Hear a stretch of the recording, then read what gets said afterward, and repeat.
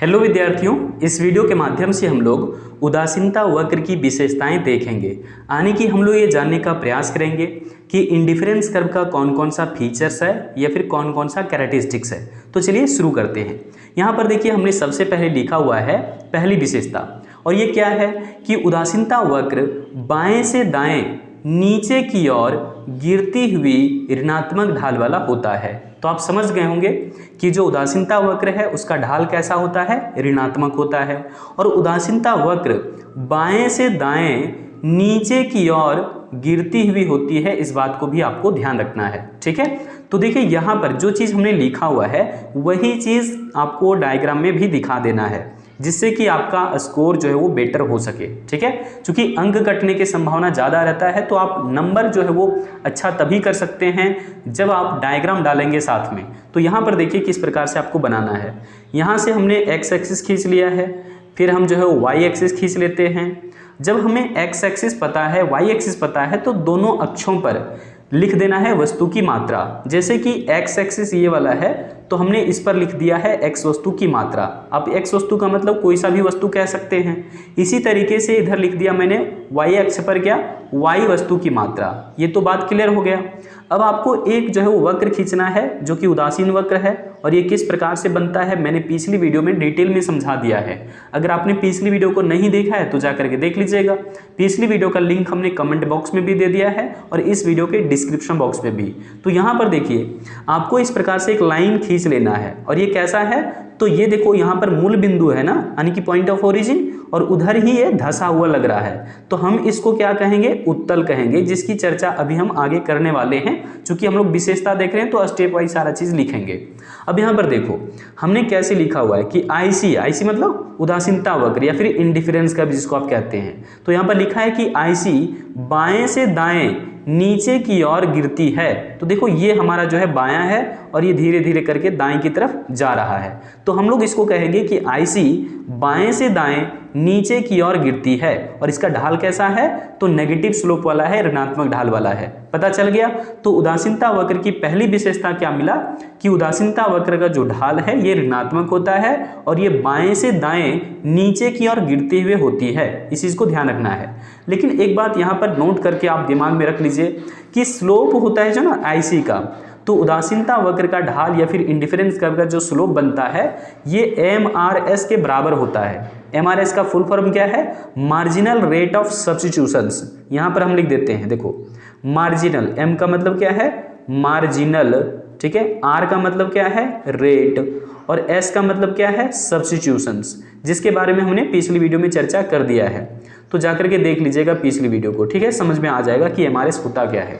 तो marginal rate of substitutions के बराबर ही जो है स्लोप होता है यहाँ पर आईसी का। इस चीज को ध्यान रखना है, यानी कि slope of IC is equal to MRS।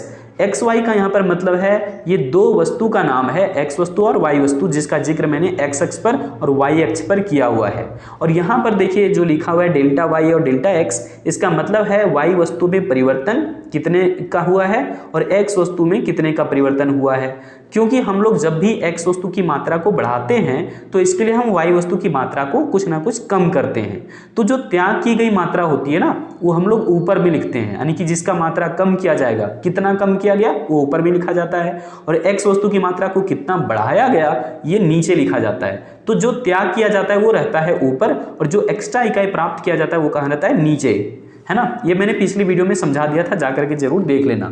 जैसे कि यहाँ पर हम संक्षिप्त में बता देते हैं। देखो मान करके चलिए कि इंडिफरेंस कर्व है और इस पर एक संयोग यहाँ पर बना हुआ है जिसका नाम है संयोग A। अब यहाँ पर देखो हमने इस प्रकार से मान लीजिए कि लाइन खींच लिया है, जहाँ पर हम दिखाना चाहते हैं कि एक्स वस्तु इधर है ना, तो यहाँ पर हम कह देते हैं कि एक्स वस्तु की मान लीजिए कि 1 इकाई हम खरीद रहे हैं, है ना। और उसी समय हम वाई वस्तु चूंकि मात्रा इधर लिखे हैं वाई अक्ष पर, तो हम यहाँ से इधर खींच लेते हैं जो कि दिखा रहा है मान लीजिए कि 10 इकाई। क्लियर है। अगर हम अब जाते हैं मान लो कि दूसरे संयोग पर, संयोग B हम यहाँ पर तैयार कर रहे हैं। कौन सा संयोग, B। अब यहाँ पर हम क्या दिखा रहे हैं, मान लीजिए कि x वस्तु की 2 इकाई। तो जैसे ही मैंने x वस्तु की मात्रा बढ़ाया, x वस्तु पहले तो 1 ही इकाई खरीद रहे थे, अब हमने एक एक्स्ट्रा यूनिट परचेज कर लिया, मतलब टोटल 2 इकाई खरीद रहे हैं। तो जैसे ही हमने x वस्तु का केवल एक एक्स्ट्रा यूनिट जो है बढ़ाया, तो y वस्तु का कुछ ना कुछ जो है मात्रा त्याग करना जरूर पड़ता है, क्योंकि y का जब तक त्याग नहीं करेंगे तब तक हमें x की मात्रा बढ़ा ही नहीं सकते हैं। तो मान करके चलिए कि यहाँ पर हम सीधा कर देते हैं 4, यानी कि आप देख सकते हैं पहले था 10, अब सीधा हो गया 4, मतलब कि 6 इकाई का त्याग किया गया है। तो यहाँ पर जितनी मात्रा का त्याग किया गया x वस्तु की एक अतिरिक्त इकाई प्राप्त करने के लिए, यही त्याग की गई मात्रा कहलाता है mRs। ठीक है, तो यहाँ पर देखिए हमने कैसे लिखना है, ऊपर में क्या है डेल्टा y, मतलब y में परिवर्तन कितने का आया है 6 इकाई का। माइनस नहीं नोट करना है, माइनस सिर्फ समझने के लिए हमने लिया है कि यहाँ पर 6 इकाई कम हुआ है, तो यहाँ पर सिर्फ आपको 6 केवल लिखना है, क्योंकि y में जो परिवर्तन हुआ है वो 6 इकाई का हुआ है। नीचे क्या है डेल्टा x, और x में परिवर्तन कितने का हुआ है 1 इकाई का, तो हमने 1 नीचे लिख देना है। ठीक है, तो यहाँ पर 6:1 आप ऐसे भी लिख सकते हैं। क्लियर हो गया। तो mRs यही है कि जैसे ही हम एक वस्तु की एक अतिरिक्त इकाई लेते हैं तो दूसरी वस्तु की कुछ ना कुछ मात्रा त्याग किया जाता है, और त्याग की वही मात्रा जो है वो mRs कहलाता है। और mRs बताता क्या है, तो स्लोप ऑफ IC यानी कि उदासीनता वक्र के ढाल को बताता है। क्लियर हो गया। अब हम लोग देखेंगे इसकी दूसरी विशेषता, हम लोग जानेंगे कि दूसरी विशेषता क्या है। तो यहाँ पर देखिए हमने इसको भी डायग्राम के साथ ले लिया है। दूसरी विशेषता क्या लिखा हुआ है कि सामान्यता यानी कि जनरली उदासीनता वक्र मूल बिंदु की ओर उत्तल होती है, यानी कि कन्वेक्स होती है। आप देख सकते हैं मूल बिंदु हमने यहाँ पर लिखा भी है, और मूल बिंदु का मतलब है जहाँ से x एक्सिस और y एक्सिस को खींचा जाता है, उसी पॉइंट को हम लोग कहते हैं मूल बिंदु यानी कि पॉइंट ऑफ ओरिजिन। और x वस्तु हमने जो है दिखा दिया है x अक्ष पर, y वस्तु की मात्रा हमने दिखा दिया है y अक्ष पर। अब जैसे मैंने कहा था कि उदासीनता वक्र जो है सामान्यता कैसा होता है, तो यहाँ पर देख लीजिए सामान्यता कैसा होता है, उत्तल होता है यानी कि कन्वेक्स होता है। क्लियर। तो यहाँ पर इस प्रकार से आपको एक लाइन खींच लेना है। अब देख सकते हैं पॉइंट ऑफ ओरिजिन ये है, मूल बिंदु ये है, और इधर की तरफ ये धंसा हुआ लग रहा है, इधर ही लगता है कि आ रहा है। तो इस तरीके से आप कह सकते हैं कि IC यानी कि उदासीनता वक्र या फिर इंडिफरेंस कर्व मूल बिंदु की ओर उत्तल है यानी कि कन्वेक्स है। पता चल गया, यानी कि ये दूसरी विशेषता हमने आपको बता दिया है। अब ध्यान देंगे हम लोग तीसरी विशेषता के ऊपर कि उदासीनता वक्र की तीसरी विशेषता कौन सी है। तो यहाँ पर ध्यान दीजिएगा तीसरी विशेषता क्या कह रहा है, कह रहा है कि उदासीनता वक्र रेखाएं कभी भी एक दूसरे को नहीं प्रतिच्छेद करती है या फिर नहीं काटती है। देखिए नीचे लिखा हुआ पूरा सेंटेंस कह रहा है कि उदासीनता वक्र रेखाएं कभी भी एक दूसरे को प्रतिच्छेद नहीं करेगा, कभी भी एक दूसरे को नहीं काटेगा। और ऐसा क्यों होता है, कह रहा है कि क्योंकि अलग अलग जो उदासीनता वक्र बनता है वो अपने अलग अलग संतुष्टि स्तर को दिखलाता है। क्लियर हो गया। मतलब कि यहाँ पर हम कह सकते हैं कि दो उदासीनता वक्र रेखाएं कभी भी एक दूसरे को प्रतिच्छेद नहीं करेगा, कभी भी एक दूसरे को इस प्रकार से नहीं काटेगा। वही चीज हमने यहाँ पर लिख भी दिया है कि उदासीनता वक्र रेखाएं एक दूसरे को कभी भी इस तरह से नहीं काटती है। मान लीजिए कि ये है हमारा IC1 यानी कि उदासीनता वक्र पहला बन गया, ये हमारा यहाँ पर लिखा भी है IC1, और इसी तरीके से हम कह सकते हैं कि ये IC1 है तो IC2 को भी जो है इस प्रकार से यहाँ पर देखो यहाँ ऐसे खींच लिया गया है, तो ये IC2 बन गया। तो दो उदासीनता वक्र कभी भी एक दूसरे को यहाँ पर जैसे प्रतिच्छेद कर रहा है ना, उस प्रकार से वास्तव में कभी भी प्रतिच्छेद नहीं करता है। तो आप कह सकते हैं कि उदासीनता वक्र रेखाएं कभी भी एक दूसरे को नहीं काटती है या फिर एक दूसरे को प्रतिच्छेद नहीं करती है, क्योंकि यहाँ पर IC1 जो है वो अपना अलग संतुष्टि स्तर दिखलाता है। इसके यहाँ पर कोई संयोग हो, सॉरी रुकना थोड़ा सा, ये देखो यहाँ पर कोई संयोग हो या फिर यहाँ पर कोई संयोग बना हुआ है, यहाँ पर कोई संयोग है या फिर इधर कोई संयोग है।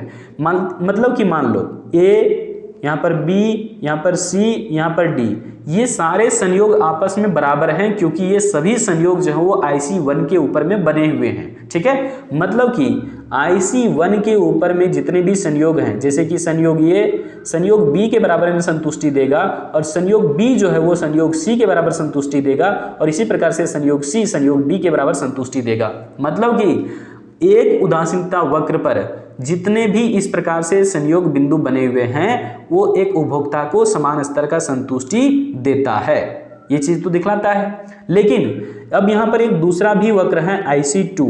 अब इसके ऊपर भी मान करके चलिए कि एक संयोग यहाँ पर बना हुआ है जिसका नाम हम दे रहे हैं A डैश, यहाँ पर कोई संयोग बना हुआ है जिसका नाम हम दे देते हैं B डैश, और यहाँ पर देखो ये दोनों के लिए तो कॉमन पॉइंट हो गया, IC1 के लिए भी और IC2 के लिए भी, तो इसका नाम हम C ही रहने देते हैं। यहाँ पर देखिए एक संयोग मान लीजिए कि बन गया D या फिर D डैश, है ना। तो इस तरीके से आपको क्या समझ आया कि अब IC2 के ऊपर में A डैश जो है वो B डैश के बराबर होगा, B डैश जो है वो C डैश के बराबर होगा और C डैश जो है वो D डैश के बराबर होगा। सॉरी, यहाँ पर C था ना, केवल C डैश नहीं लिख सकते थे क्योंकि ये IC1 और IC2 दोनों के लिए कॉमन पॉइंट है, तो C हमने पहले ही मान लिया इसको, तो अब यहाँ पर C डैश नहीं कर सकते, C रखने दीजिए केवल। और यहाँ पर क्या है, D डैश, मतलब कि A dash, B dash, C और D डैश ये जो है आपस में सब के सब बराबर जो है वो संतुष्टि देता है। लेकिन बताइए कि कभी भी ऐसा हो सकता है कि ये जो है वो A डैश के बराबर हो, तो ऐसा कभी भी नहीं होगा। B जो है वो B डैश के बराबर हो, ऐसा कभी भी नहीं हो सकता। तो इस चीज को ध्यान रखिएगा, हम लोग लिखेंगे कैसे, ये is not equal to A dash, या फिर कह सकते हैं B is not equal to B dash, आप ऐसे लिख सकते हैं। C जो है वहां पर तो C के बराबर है, तो क्लियर है, लेकिन D कभी भी D डैश के बराबर नहीं होगा, इस चीज को ध्यान रखिएगा। मतलब कि एक दूसरे को ये कभी भी प्रतिच्छेद नहीं करेगा, चाहे तो यहाँ पर हम कितनों ही उदासीनता वक्र को खींच लें, ध्यान रखना है कि दो उदासीनता वक्र रेखाएं इस प्रकार से कभी भी एक दूसरे को नहीं काटती है। क्लियर हो गया। अब हम लोग बात करते हैं अगली विशेषता पर। देखिए चौथी विशेषता क्या कह रहा है, बहुत इंपॉर्टेंट है ये वाला। कह रहा है कि एक जो ऊंचा उदासीनता वक्र होता है ये नीचे वाली उदासीनता वक्र की तुलना में अधिक संतुष्टि को दिखलाता है। मतलब कि अगर हम यहाँ पर एक उदासीनता वक्र खींच लिए, ये IC1, इसी ढंग से ये IC2, इसी ढंग से ये IC3, तो देखिए सबसे ऊपर में कौन है, IC3, तो IC3 यहाँ पर सबसे ज़्यादा संतुष्टि स्तर को दिखला रहा है और उसके बाद IC2 और IC1 है। मतलब कि सबसे ज़्यादा संतुष्टि कौन देगा, जो उदासीनता वक्र सबसे ऊपर होगा वो सबसे ज़्यादा संतुष्टि स्तर को दिखला रहा है। किसकी तुलना में, नीचे वाली उदासीनता वक्रों की तुलना में। तो यहाँ पर सबसे कम संतुष्टि किसमें है, IC1 में, उसके बाद संतुष्टि किसमें है, IC2 में, और सबसे ज़्यादा संतुष्टि किसमें दिखाया जा रहा है, तो IC3 में। समझ गए होंगे। तो यहाँ पर आपको ये वाला भी बात क्लियर हो गया है। चलिए अगली विशेषता पर जाते हैं। अगली विशेषता क्या है कि उदासीनता वक्र के लिए ये कभी भी जरूरी नहीं है कि उदासीनता वक्र रेखाएं एक दूसरे के समांतर ही हो। जैसे कि अभी मैंने 3 उदासीनता वक्र खींचा था और मैंने बताया कि IC3 सबसे ज़्यादा संतुष्टि व्यक्त कर रहा है, IC2 उसकी तुलना में कम संतुष्टि व्यक्त कर रहा है और IC1 जो है सबसे कम संतुष्टि स्तर को व्यक्त कर रहा है। तो जब कभी भी आप 2 या 2 से अधिक उदासीनता वक्र को खींचते हैं तो इस बात को ध्यान रखना है कि ये जरूरी नहीं है कि ये सभी जो लाइन खींचे गए हैं, अभी सभी जो IC वक्र खींचे गए हैं, ये सब एक दूसरे के पैरेलल हो, ऐसा जरूरी नहीं है। क्योंकि आप जानते हैं कि किसी भी मात्रा में हम 2 वस्तुओं को खरीद सकते हैं और त्याग की गई मात्रा भी हम पर डिपेंड करेगा कि हम एक वस्तु की एक्स्ट्रा अमाउंट लेने के लिए दूसरी वस्तु की कितनी मात्रा का त्याग करना चाहते हैं। तो इस वजह से ये ऐसा कभी नहीं होगा कि जितना स्पेस यहाँ पर है 2 वक्र के बीच में उतना ही स्पेस यहाँ पर होना चाहिए, जितना स्पेस यहाँ पर है उतना ही स्पेस इधर, उतना ही स्पेस इधर, ऐसा जरूरी नहीं है। लेकिन ऐसा बन भी जाए तो भी जो है कोई गलत बात नहीं है, लेकिन ऐसा होना जरूरी नहीं है। ऐसा नहीं कि बार बार हम लोग जो है इस प्रकार से समांतर वक्र जो है खींचेंगे, समांतर बना करके ही खींचेंगे, ऐसा जरूरी नहीं है। समझ आ गया होगा कि जितने भी वक्र हम चाहें तो एक साथ में खींच लें, लेकिन सभी जो वक्र होते हैं वो एक दूसरे के पैरेलल होना जरूरी नहीं है। चलिए आगे बढ़ते हैं। अब अगली विशेषता देख लीजिए और ये आखिरी विशेषता है उदासीनता वक्र का। ध्यान से देखिए क्या कह रहे हैं। कह रहे हैं कि उदासीनता वक्र ना कभी भी x अक्ष को छूता है और ना ही कभी जो है वो y अक्ष को छूता है। क्यों, ऐसा क्यों हुआ?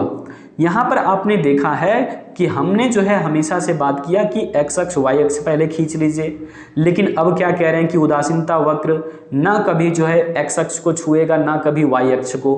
हम दिखाते हैं। कह रहे हैं कि ऐसा इसलिए होता है क्योंकि उपभोक्ता दोनों ही वस्तुओं का कुछ ना कुछ मात्रा जरूर खरीदता है। अब देखो क्या कह रहे हैं सो, जैसे कि यहाँ पर देखिए, यहाँ पर देखो हमने खींच लिया इधर x एक्सिस, यहाँ पर हमने खींच लिया ये y एक्सिस। अब ये हमारा क्या है, मूल बिंदु है, यानी कि पॉइंट ऑफ ओरिजिन है। तो हमने यहाँ पर क्या दिखाया, एक उदासीनता वक्र को दिखाया। इस प्रकार से हमने उदासीनता वक्र को खींच लिया जिसका हम लोग नाम दे रहे हैं शॉर्ट में IC। तो यहाँ पर देखिए ये हमारा है x एक्सिस और यहाँ पर हमने क्या लिखा हुआ है, y एक्सिस। तो ये आप देख सकते हैं y अक्ष है, x अक्ष है। क्या ये जो उदासीनता वक्र बना इसने क्या y अक्ष को इधर टच किया? नहीं किया। तो इसीलिए दिखा रहे हैं कि ये y अक्ष है और इसको कभी भी इस वाले अक्ष को इस वाले वक्र ने नहीं टच किया, मतलब इस प्रकार से आप नहीं बना सकते। ठीक है, क्यों नहीं बना सकते? क्योंकि अगर यहाँ पर हम टच करवा देते हैं तो इसका मतलब है कि हम y वस्तु की मात्रा जो है वो अधिकतम खरीद जितना सकते थे उतना खरीद रहे हैं, लेकिन x वस्तु हम यहाँ पर नहीं खरीद रहे हैं क्योंकि x वस्तु का मान 0 हो गया होगा उस समय, और y वस्तु पर सारा पैसा हम खर्च कर दे रहे हैं। तो ये वाला यहाँ पर कंसेप्ट की वजह से आपको ध्यान रखना है, क्योंकि मैंने पिछली वीडियो में ही मान्यता के अंदर बताया था कि वो उपभोक्ता जो है वो विवेकशील है और वो दो वस्तुओं का जो है ना कुछ मात्रा जरूर खरीदेगा, 2 से अधिक नहीं, 2 से कम भी नहीं, इस तरह की जो है 2 वस्तुएं वो जरूर से जरूर खरीदता है। तो इसका मतलब वो x वस्तु की भी मात्रा खरीदेगा और y का भी। आप यहाँ पर किसी एक का मात्रा 0 नहीं कर सकते हैं, इस बात को ध्यान रखना है।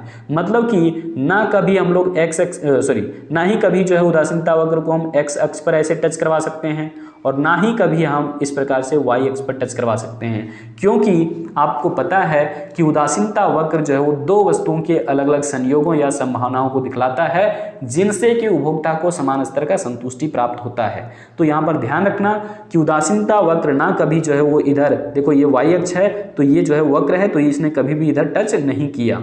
इसी तरीके से इधर x एक्सिस है, x एक्सिस को भी टच इसने नहीं किया। तो आप इस प्रकार से कह लीजिए कि उदासीनता वक्र कभी भी ना x अक्ष को छूता है और ना ही y अक्ष को छूता है, इस बात को आपको ध्यान रखना होगा। तो हमने सारा जो है आपको विशेषता बता दिया है।